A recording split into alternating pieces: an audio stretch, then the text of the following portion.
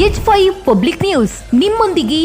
ಬೆಂಗಳೂರು ನಗರದ ಶಿವಾಜಿನಗರ ಪ್ರದೇಶದಲ್ಲಿ ರಸ್ತೆ ಬದಿಯಲ್ಲಿ ಅನಧಿಕೃತವಾಗಿ ನಿರ್ಮಿಸಲಾಗಿದ್ದ ಅಂಗಡಿ ಮುಂಗಟ್ಟುಗಳನ್ನು ತೆರವುಗೊಳಿಸಲು ತೆರಳಿದ್ದ ಸರ್ಕಾರಿ ಅಧಿಕಾರಿಗಳ ಮೇಲೆ ಹಲ್ಲೆ ನಡೆದಿರುವ ಘಟನೆ ವರದಿಯಾಗಿದೆ.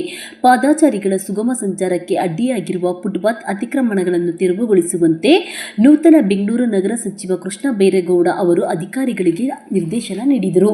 ಈ ಹಿನ್ನೆಲೆಯಲ್ಲಿ ನಗರದ ವಿವಿಧ ಭಾಗಗಳಲ್ಲಿ ಅಧಿಕಾರಿಗಳು ಕಾರ್ಯಾಚರಣೆ ನಡೆಸಿದ್ದು, ಹಲವೆಡೆ ರಸ್ತೆ ಬದಿ ವ್ಯಾಪಾರಿಗಳು ಸ್ವಯಂಪ್ರೇರಿತ ಸಹಕರಿಸಿದ್ದಾರೆ.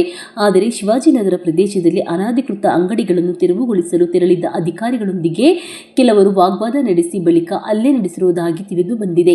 ಈ ಘಟನೆ ಸಾರ್ವಜನಿಕ ವಲಯದಲ್ಲಿ ಆಕ್ರೋಶಕ್ಕೆ ಕಾರಣವಾಗಿದ್ದು, ಅಧಿಕಾರಿಗಳ ಸುರಕ್ಷತೆ ಹಾಗೂ ಕಾನೂನು ಸುವ್ಯವಸ್ಥೆ ಕುರಿತು ಪ್ರಶ್ನೆಗಳು ಉದ್ಭವಿಸಿವೆ. ಈ ಘಟನೆಯ ಕುರಿತು ಸಂಬಂಧಪಟ್ಟ ಇಲಾಖೆಗಳು ಹಾಗೂ ಪೊಲೀಸ್ ಅಗತ್ಯ ಕ್ರಮ ಕೈಗೊಳ್ಳುವ ನಿರೀಕ್ಷೆ ಇದೆ.